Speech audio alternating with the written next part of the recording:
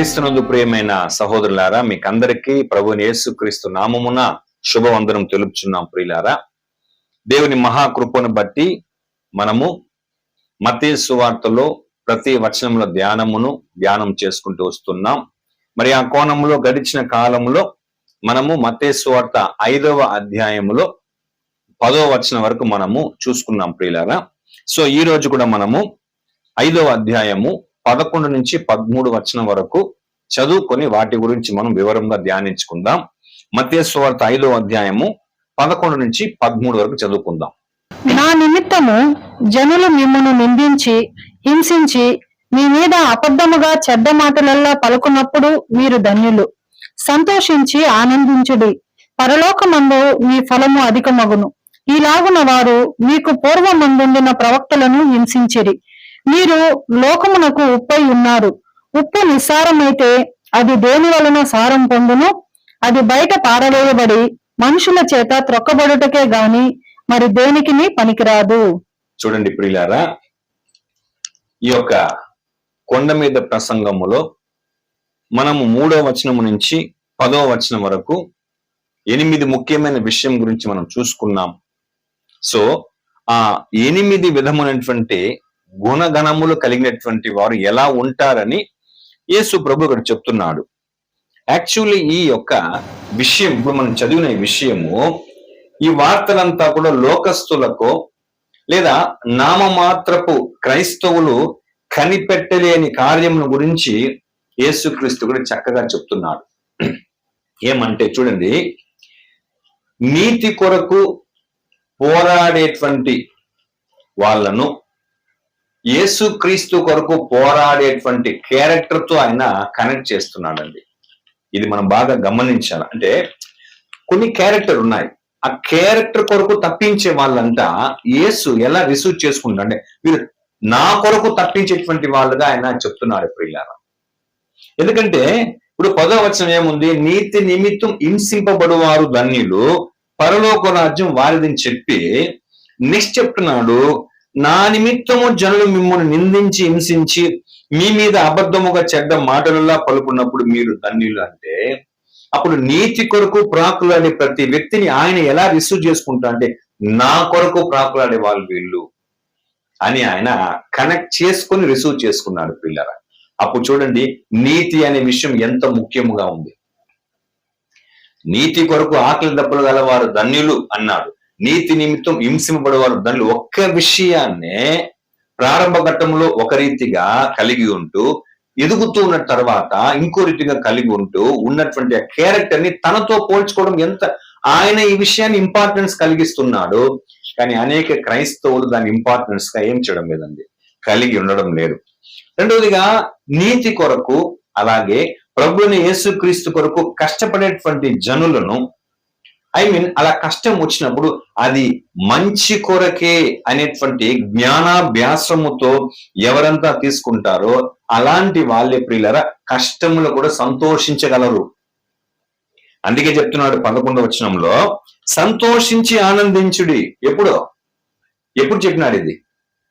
ఎలాంటి సందర్భమును కలిగితే చెప్పాడు అంటే నీతి కొరకు హింసింపబడి ఆయన నిమిత్తము ఏమండి జనులు వారిని నిందించి హింసించి వాళ్ళ మీద అబద్ధముగా చెడ్డ మాటలలా పలుకున్నప్పుడు మీరు సంతోషించండి అంటే ఇది అవుతుందా? అవుతుంది. ఎలాగవుతుంది? ఇది నేను నీతి కొరకు కలిగించుకునే శ్రమ. ఇది యేసు ఆయన నామము కొరకు యేసు కొరకు కలిగించుకునేటువంటి శ్రమ అని ఎవరైతే జ్ఞానముతో దాన్ని పరిశీలించి దాన్ని యాక్సెప్ట్ చేస్తారో అటువంటి వారు మాత్రమే సంతోషించి ఆనందిస్తారు. అలాంటి పరిస్థితి మనకి ఎప్పుడైనా వచ్చిందా ప్రియులారా? సో అలాంటి పరిస్థితి వస్తేనంట మనం సంతోషించి ఆనందించాలా. ముఖ్యముగా ఈ సమస్య ఎటు ఏమో కానీ ప్రియులారా ఇక్కడ చెప్తున్నాడు, పరలోకమందు మీ ఫలం ఏమవుతుంది? అధికమగును. ఈరోజు చూడండి, మరి నా యొక్క అన్వేషణలో నేనైతే కొన్ని విషయాలు చక్కగా చెప్పగలుగుతానండి. ఎంతో మంది క్రైస్తవులున్న సత్యం గూర్చిన అనుభవ జ్ఞానం కలిగినటువంటి వారు ఉన్నా కూడా పరలోకమందు తమ ఫలమును చేర్చేటువంటి ఆలోచన, అవగాహన, ప్రయత్నము జీవితమును జీవించేవారు చాలా కరువు అండి ఈ రోజుల్లో.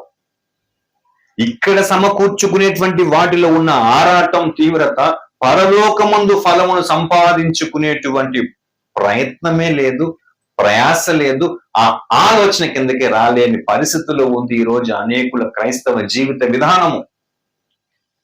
అందుకనే ముందే ఒక మాట చెప్పా, ఇది లోకస్తులకు కానీ నామమాత్రపు క్రైస్తవులు కానీ అఫ్ కోర్స్ సత్యములో ఉన్నా కూడా యేసు యొక్క మాటలకు విలువ ఇవ్వని వాడు పరలోకమందు ఫలము చేర్చేటువంటి అనుభవ విషయంలో ఒక ఫెయిల్యూర్ అండి. అది మనం బాగా గుర్తించాలి. ఓకేనా? ఇప్పుడు ఇక్కడ ఈ 2 విషయాలు చెప్పాడండి. ఏమండి? ఆయన నిమిత్తం నిందించి హింసించబడాలని చెప్తున్నాడు. రెండవదిగా పరలోకములో మనం ఫలం చేర్చేటువంటి విషయాన్ని గురించి చెప్తున్నాడు. మరి ముఖ్యంగా ఆయన ఇంకొక విషయం చెప్తున్నాడండి. అదేమంటే, మీరు లోకమునకు ఉప్పై ఉన్నారు. ఉప్పు నిస్సారమైతే అది దేని వలన సారం పొందును? అది బయట పారవేయబడి మనుషుల చేత త్రొక్కబడుటకే గాని మరి దేనికిని పనికిరాదు. ఇప్పుడు పైన ఎన్నో విషయాలు మనము ప్రభు చేత బోధించబడుతున్నామండి. ఇక్కడ ఒక్క విషయాన్ని ఉద్దేశించి మరి నొక్కి చెప్తున్నాడు. మీరు లోకమునికి ఎలా ఉన్నారంటే ఉప్పై ఉన్నారు. ఇప్పుడు ఏమండి, లోక జనుల మధ్య మనం ఎలాగ జీవించాలి, ఈ లోకములో మన జీవితాన్ని ఎలా గడపాలనే విషయాన్ని ఒక వస్తువుతో పోల్చి చెప్తున్నాడు. ఇప్పుడు ఉప్పు అంటే ఒక వస్తువు ప్రియులారా. ఓకేనా? సో ఆ రోజుల్లో ప్రభువుల వారు ఉన్నటువంటి ఆ కాలంలో ఇంచుమించు 2000 సంవత్సరం ముందు ప్రియులారా, ఈ ఉప్పుని ఒక ఫైనాన్షియల్ హెల్ప్ కొరకు, ఒక ఆర్థిక సహాయం కొరకు ఉప్పుని వాడుతారు ప్రియులారా ఆ రోజుల్లో. ఓకేనా? యాక్చువల్లీ రోమన్స్ కాలంలో ఆ రోజుల్లో ఈ ఉప్పుని ఒక శాలరీ లాగా, జీతం లాగా పేమెంట్ ఇస్తారండి. జీతం లాగా ఇస్తారండి డబ్బులతో. ఓకేనా? యాక్చువల్లీ ఈ రోజుల్లో ఉప్పు అంటే అది ఒక సాధారణమైన వస్తువుగా కనిపిస్తుంది ప్రియులారా. మనం ఇండియాలో కూడా మనం గమనిస్తే అన్ని ప్రొవిజన్ స్టోర్లో అన్ని వస్తువులు లోపల ఉంటుంది, ఒక ఉప్పు మాత్రం బయట ఉంటుంది. ఓకేనా? సో యాక్చువల్లీ ఆ కాలంలో ఏమండి, ఉప్పుకి కాస్త విలువ ఉంది.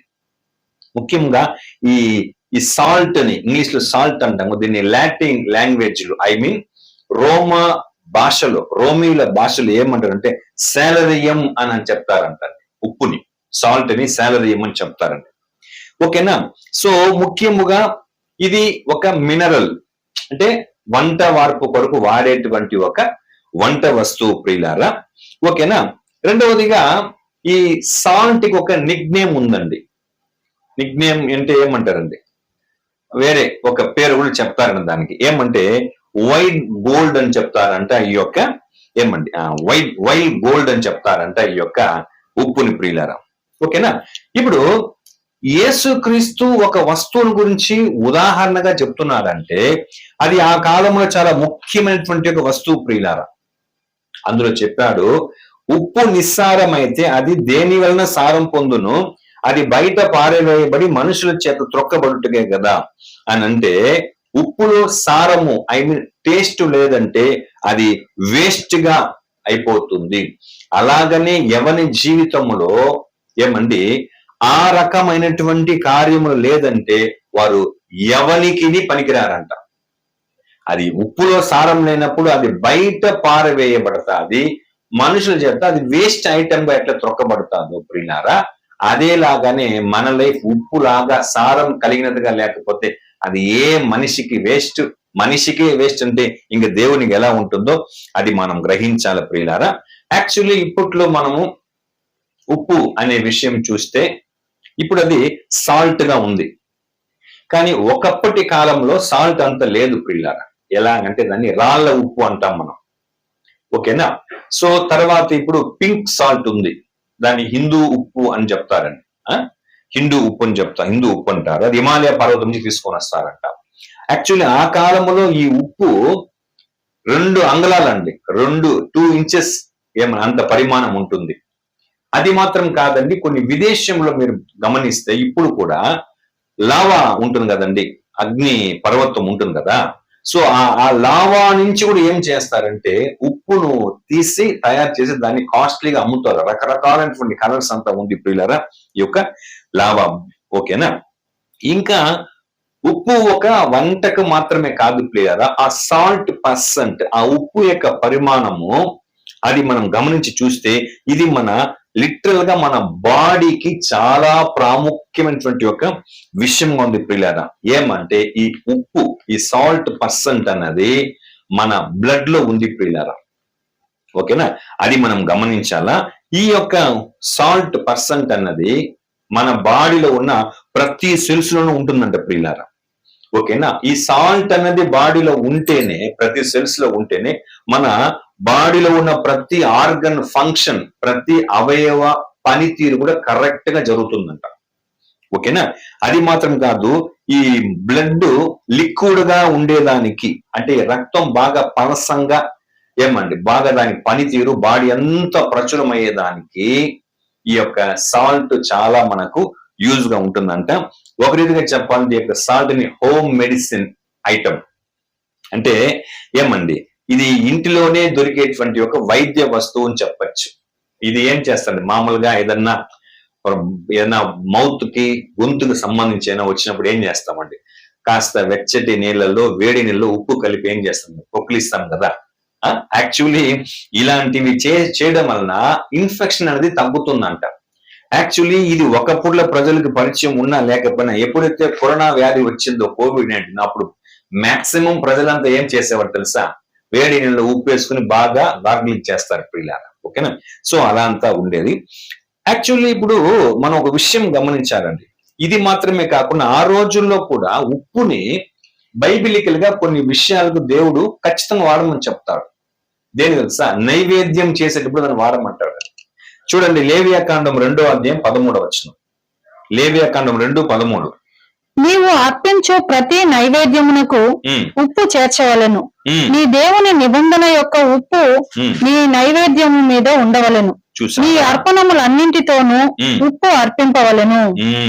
చూసారా ప్రియులారా, ప్రతి నైవేద్యమునకు ఏం కావాలంట, ఉప్పు చేర్చవలెను. ఒకసారి, నీవు అర్పించు ప్రతి నైవేద్యమునకు ఉప్పు చేర్చవలెను.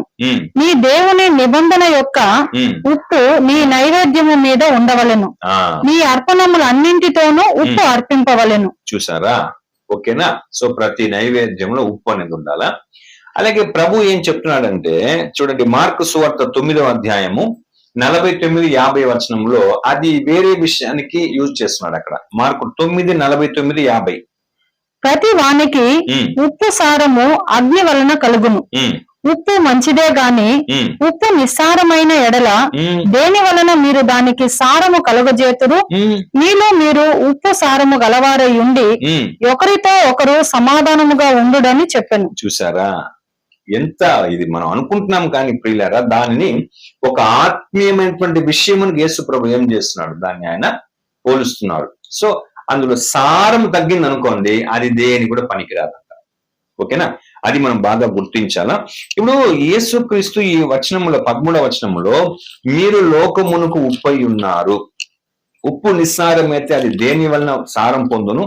అది బయట పారవేయబడి మనుషుల చేత త్రొక్కబడుటగా గాని మరి దేనికి పనికిరాదు. అంటే చూడండి, లోకములో ఎన్నో విలువైనటువంటి వస్తువులు ఉంది, కానీ వాటితో తన్ను వెంబడించేటువంటి వారి జీవితాన్ని పోల్చకుండా, ఉప్పుతోనే ఎందుకు చెప్పాలా?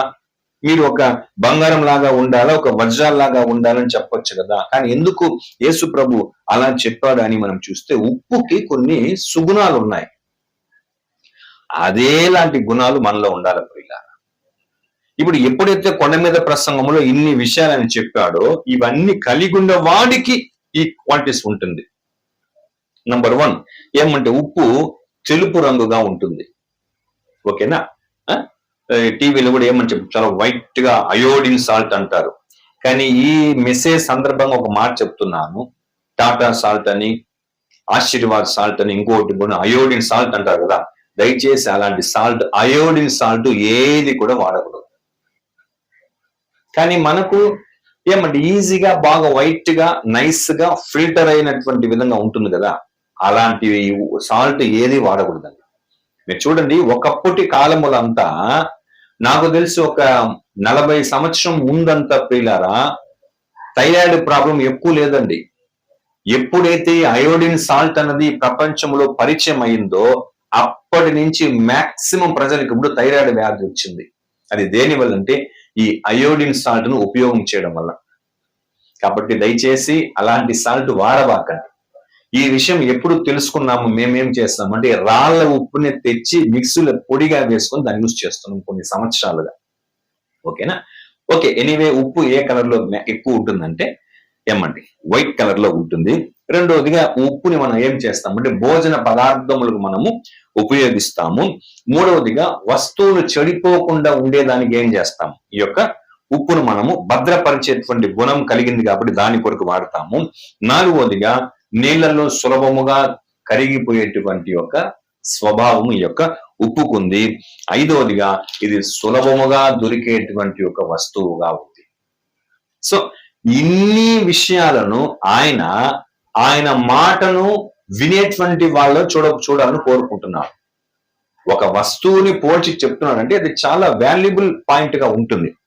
అందులో మొదటిది తెలుపు రంగు కలిగినది అని అంటే బైబిలికల్ గా మనం చూస్తే తెలుపు రంగు పరిశుద్ధమునకు ఒక సూచనగా ఉంది.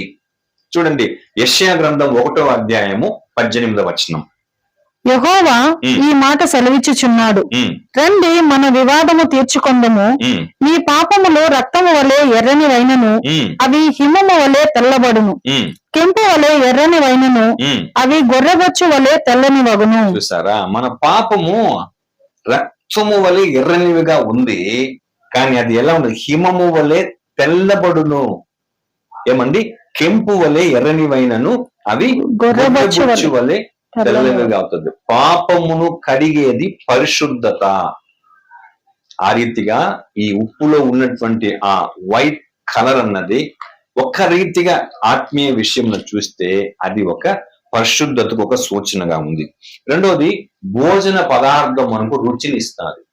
మీరు చూడండి, మీరు ఏమన్నా చేయండి, మీరు నాన్ వెజ్ చేయండి, వెజిటేరియన్ చేయండి, ఎనీథింగ్ ఏదైనా చేయండి పిల్లారా, అన్ని మసాలా అంతా వేసేసి కాస్ట్లీ ఐటమ్ వేసేసి ఉప్పు సరిపడా వేయకపోయినా ప్రాబ్లమే, ఉప్పు ఎక్కువగా వేసినా ప్రాబ్లమే. ఏం చేస్తామంటే ఎక్కువగా వేసేస్తాం అనుకోండి, ఎంత కాస్ట్లీ ఐటమ్ చేసి ఎంత బాగా చేసినా ఫస్ట్ నోట్ నుంచి ఉమ్మేస్తాం, అది ఎక్కువ అయితే. రెండవది, ఉప్పే లేదనుకోండి ఏమవుతుందండి, ఆహారము రుచి కలిగిందిగానే ఉండదు ప్రియుల. ఆ రీతిగానే ఏమంటే ఉప్పు యొక్క సుగుణం రెండవది ఏమంటే రుచినిచ్చేది. అప్పుడు ఒక క్రైస్తవుని జీవితం ఈ లోకం మధ్య సంఘస్థుల మధ్య ఎలా ఉండాలంటే రుచి కలిగించేటువంటి విధముగా ఉండాలా. ముఖ్యంగా వాని ఆలోచనలు, వాని మాట తీరు అలాగా ఉండాలని చెప్తున్నాడు. చూడండి, కొలస్సీ పత్రిక 4వ అధ్యాయం 6వ వచనం. కొలస్సీ 4:6. ప్రతి మనుషునికి ఎలాగో ప్రత్యుత్తరం ఇయ్యవలెనో అది మీరు తెలుసుకొనుటకై మీ సంభాషణ ఉప్పు వేసినట్లు ఎల్లప్పుడూ రుచిగలదిగాను కృపా సహితముగాను ఉండనీయుడి. కాబట్టి మన సంభాషణ ఎలా ఉందంటే ఉప్పు వేసినట్టు ఎల్లప్పుడూ రుచి, అంటే ఉప్పు గుణం రుచినిచ్చేది. మన మాట తీరు సంభాషణ ఎల్లప్పుడూ రుచి కలదిగాను కృపా సహితముగాను ఉండాలి.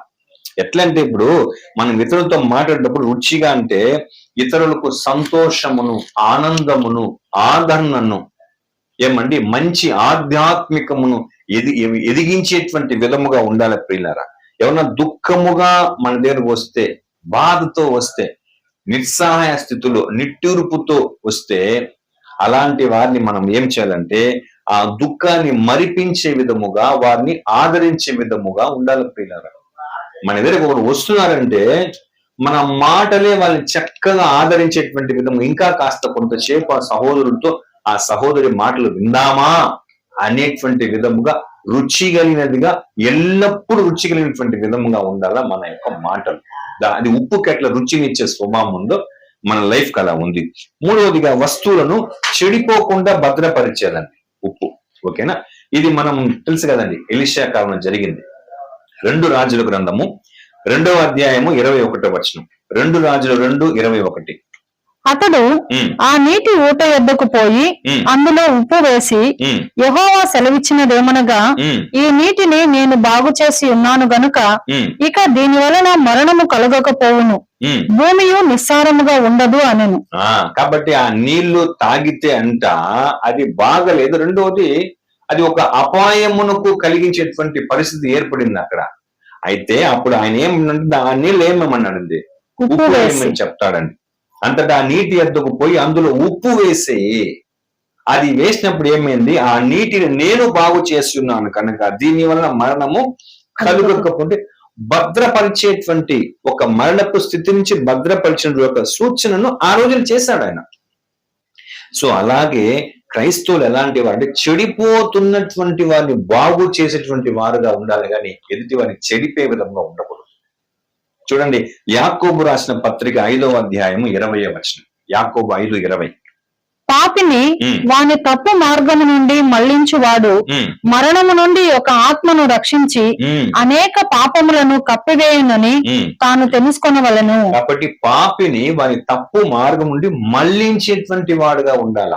ఉప్పు ఎలాగైతే వస్తువును చెడిపోకుండా భద్రపరుస్తుందో, క్రీస్తును ధరించుకున్నటువంటి మనము ఈ లోకములో చెడిపోతున్నటువంటి వారిని ఏం చేయాలా, బాగుపరిచేటువంటి విధముగా జీవించాల. మనకెందుకులే వాని కర్మ అనుభవిస్తున్న మనము వదిలేయకూడదు ప్రియులారా. ఓకేనా? యేసు ప్రభు ఏమొచ్చాడు, పాపులను రక్షించటకే నేను వచ్చాను, నశించే దాన్ని వెదకి రక్షించకే నేను ఈ లోకంలోకి వచ్చాను చెప్పాడు. కాబట్టి ఆ ప్రభు చెప్పే మాట, మీరు ఉప్పులాగా ఉన్నది అంటే భద్రపరిచే ఒక స్వభావం, అలాగే నీళ్లలో సులభముగా కరిగిపోయేటువంటి ఒక స్వభావం ఈ యొక్క ఉప్పుకు ఉంది ప్రియులారా. సహజంగా కొందరు చెప్తూ ఉంటారు ప్రియులారా, ఏం తెలుసా, ఆ బాధ వాళ్ళు చెప్తాడు, నా మనసు కరిగిపోయింది, నీరే కరిగిపోయిందని చెప్తారు ప్రియులారా. అలాగా ఇతరుల పట్ల వాళ్ళు కలిగినటువంటి ఆ పరిస్థితిని బట్టి మనం ఏం కలగాలంటే దయ, జాలి, కనికరము, సహాయపడేటువంటి తత్వం మనకు ఉండాలి ప్రియులారా. ఓకేనా? అది మనం బాగా గమనించాలి. ఇతరుల పట్ల అది ఉప్పు ఎట్లయితే సులభంగా కరిగిపోతుందో, ఎదుటి వారి కష్ట నష్ట బాధ కన్నీరు వేదన చింత ఇవన్నీ మనతో పంచేటప్పుడు అది నిజంగానే మనము వాటి మీద కరిగిపోయేటువంటి వారంగా ఉండాలి, కఠినముగా ఉండకూడదు ప్రియులారా. చూడండి, కొలస్సీ పత్రిక 3వ అధ్యాయం 12వ వచనం. కొలస్సీ 3:12. కాగా దేవుని చేత ఏర్పరచబడిన వారును పరిశుద్ధులను ప్రియులైన వారికి తగినట్లు మీరు జాలిగల మనస్సును, దయాళత్వమును, వినయమును, సాత్వికమును, దీర్ఘశాంతమును ధరించుకొనుడి. కాబట్టి మనం ఎలాంటి వారు ఉండాలంటే దేవుని చేత ఏర్పరచబడిన వారును పరిశుద్ధులను ప్రియులైన వారికి తగినట్లు. ఓకేనా? దేవుడు గొప్పవాడు, ఆయన చేత ఏర్పాటు చేయబడిన వాడు దానికి తగినట్టుగా ఉండాలంటే కొన్ని క్వాలిటీస్ మనలో ఉండాల. జాలిగల మనస్సు, దయాళత్వము, వినయము, సాత్వికము, దీర్ఘశాంతం. సో ఎదుటి వారి కష్టం చూసి కరిగిపోవాలి ప్రియులారా. ఓకేనా? సో అలాగా, ఎందుకంటే ఇదంతా ఒప్పుకున్నటువంటి సుగుణం, అది సులభముగా కరిగిపోయేదండి ప్రియులారా. అలాగా ఎవరంతా కష్టపడతారో వాళ్ళ కొరకు మనం ఏం చేయాలి, ఈజీగా మనం సహాయం చేసేటువంటి ఒక వాళ్ళ పరిస్థితిని మన పరిస్థితిగా మనము అలాగా రిసీవ్ చేసుకొని సహాయం చేసేటువంటి వారు. అందుకే చెప్తున్నాడండి, మీరు జాలిగల మనస్సును, దయాళత్వమును కలిగి ఉండాల. జాలి పడాల ఎదుటి వాళ్ళ మీద. దయాళత్వం అంటే ఈజీగా కరిగిపోయేటువంటి మనస్సు, అది ఉప్పుకుంది. ఇక 5వదిగా చూస్తే అది సులభముగా దొరికేటువంటి ఒక వస్తువు ప్రియులరా. ఉప్పు మాత్రమే సులభంగా దొరుకుతుంది, దాని వెల కూడా ఏమండి అనేక వస్తువులు చూస్తే చాలా తక్కువ ప్రియులారా. అలాగనే క్రైస్తవుడు అందరికీ అన్ని వేళ అందుబాటుగా ఉండేటువంటి వారుగా ఉండాలి. అన్ని వేళ అందరికీ అందుబాటులో ఉండేవాడు ఉండాలా. ఓకేనా? సో సర్వసాధారణమైనటువంటి జీవితమును కలిగినటువంటి సింపుల్ గా జీవించాలి పిల్లరా. ఎక్కువగా ఈరోజు మనం చూస్తాం, కొందరు వాళ్ళతో మాట్లాడాలంటే భయము, దగ్గరికి పోవాలంటే భయం, వీళ్ళంతా మనల్ని మతిస్తారా, మనల్ని చేరదీస్తారని చూస్తారు పిల్లలు. అలా కాకుండా అందరికీ అందుబాటులో ఆపన్న హస్తం కలిగినటువంటి వ్యక్తిగా మనం జీవించాలి పిల్లారా. చూడండి, పేతురు రాసిన మొదటి పత్రిక 5వ అధ్యాయము 5వ వచనం. 1 పేతురు 5:5. చిన్నలారా, ఉమ్, మీరు పెద్దలకు లోబడి ఉండుడి. ఉమ్, మీరందరూ ఎదుటి వాని ఎడల ఉమ్, దీన మనస్సు అను వస్త్రము ధరించుకొని ఉమ్, మిమ్మును అలంకరించుకొనుడి. ఉమ్, దేవుడు అహంకారులను ఎదిరించి ఉమ్. దీనులకు కృప అనుగ్రహించును. చూసారా? చిన్నలారా, మీరు పెద్దలకి ఏం చేయండి? లోబడి లోబడి ఉండుడి. మీరందరూ ఎదుటి వాణి వల్ల దీన మనస్సు అను వస్త్రము ధరించుకుని మిమ్మల్ని అలంకరించుకుని, ఇది తగ్గించుకునేటువంటి యొక్క స్వభావం ప్రియులారా. సులభముగా అంటే ఈజీగా మనం ఏం అవ్వాలండి? అందరికి అందుబాటులో ఉండాలా అంటే అంతకంత మనం ఏం చేయాలండి? తగ్గించుకునేటువంటి వారు ఉండాలి. అట్లాంటి వాళ్ళు తగ్గించుకునే స్వభావం లేదంటే చాలా బిల్డప్ ఇస్తారు ప్రియులారా. అట్లా ఉండకూడదు. ఓకేనా? సో అలా ఉండాలా. చూడండి, దీన మనస్సు అనే వస్త్రం ధరించుకుండాలా. దేవుడు అహంకారులు ఏం చేస్తాడు? ఎదిరించి దీనులకు కృప అనుగ్రహించును. ఓకే, చాలా దీనత్వంతో ఉండాలి. సో ఇన్ని క్వాలిటీస్ ఉన్నాయి పిల్లరా. ఏమేమి చూసాం? అది ఒక ఏమంటే రంగు. అలాగనే నెక్స్ట్ రుచిని ఇస్తుంది. మూడవదిగా వస్తువులు చెడిపోకుండా భద్రపరుస్తుంది. నీళ్ళను సులభంగా కరుగుపోతుంది. సులభంగా దొరికేటువంటి ఒక వస్తువు. ఈ రీతిగా ఉన్నటువంటి యొక్క ఉప్పు నిస్సారమైపోతే, దాని రంగు మారిపోతే, అలాగని కరగని స్థితి ఉంటే, రుచి కోల్పోతే ఏమండి ఇలా ఉన్నప్పుడు ఏం చేయలేము? ఉప్పుని మనము బేసిక్ గానే ఉపయోగించలేము. అలాగే పైన చూచిన స్థితిలో లేని క్రైస్తవుడు యేసు యొక్క బోధలో లేడు, యేసుని అనుసరించాను వెంబడించేవాడు కాదు, ఆ రక్షణ ఐశ్వర్యమును కోల్పోయే క్రైస్తవ జీవితం, ముఖ్యంగా రక్షణ కోల్పోతాడు. క్రైస్తవ జీవితమునకు పనికిరాడు. కనుక మనం ఎలాంటి వారంగా ఉండాలి అని మనల్ని మనము పరిశోధించాం ప్రియులారా. కాబట్టి ఉప్పు చాలా ముఖ్యమైన విషయం. సో 11, 12 వచనములో ఆయన నిమిత్తము, ఆయన బోధ నిమిత్తము మనం ఎలా జీవించినప్పుడు ఏమండి మనకు వచ్చే కష్టాలను బట్టి మనం బాధపడకుండా సంతోషించి ఆనందించి దీనివల్ల పరలోకములో నా ఫలం అధికమవుతాదని మనము కలిగి ఉంటూ, ఉప్పుకున్నటువంటి క్వాలిటీస్ లాగా మనము కూడా అలా ఉన్నామా లేదా అని పరిశోధించి అటువంటి యొక్క జీవితం జీవించినట్లుగా తండ్రి అయిన దేవుడు మనకందరికీ సహాయం చేయను గాక. మరి ఇంతవరకు ఈ యొక్క వాక్యాన్ని ఓపికతో వీక్షించిన మీకందరికీ ప్రభు నామమున వందనం తెలుపుతున్నాను.